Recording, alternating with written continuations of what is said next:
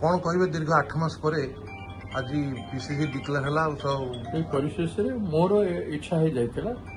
जब ओडिशा कांग्रेस तैयारी करने मो दायित्व नहीं बोली मोर बहुत दिन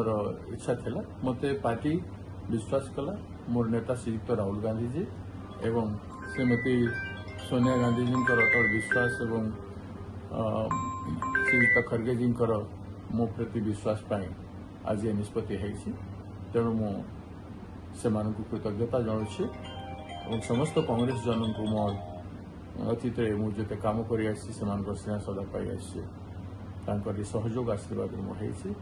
समस्त को नहीं काम करने मु कठिन परिश्रम करी समस्त सम्मान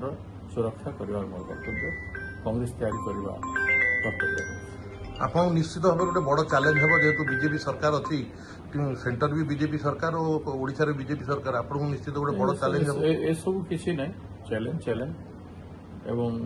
प्रत्येक चैलेंज को आम विचार करके हम उचित पदक्षेप करूँ गांधीवादी चरित्र रे शांतिमय हिसाब से अहिंसात्मक विचारधारा को धरिकी व्यापक संगठनात्मक कार्यक्रम हम प्रत्येक नेरेटिव को लेकिन इश्यू को लेकिन आसंता दिन में कांग्रेस तैयारी कर